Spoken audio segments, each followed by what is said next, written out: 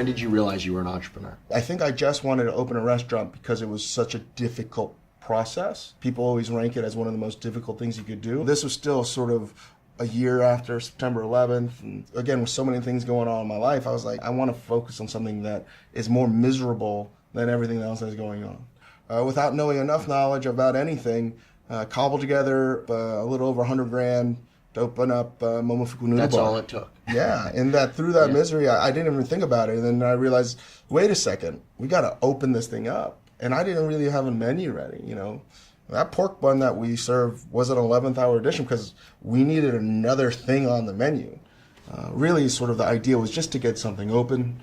I didn't have any plan on being successful. Is it just the hard work and the labor that's made it so great, or how much of this do you think is sort of the brilliance of the concept? It's been a collaborative effort.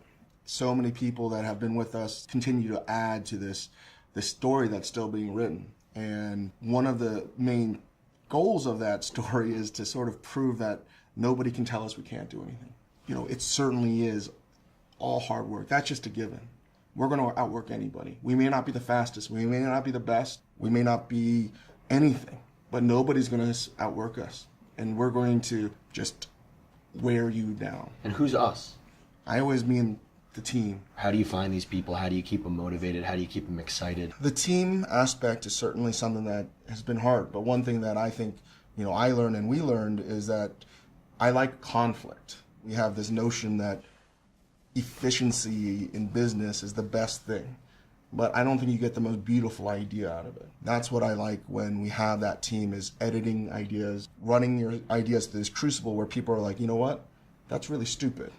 But you know what, I appreciate the fact that you had the balls to do that. From that, we sort of embrace our mistakes and we try to look at the ideas that most people think are quite stupid, actually. What were the really dark times? I mean, there must have been a day when you just actually thought it wasn't going to happen. The darkness is my friend, man.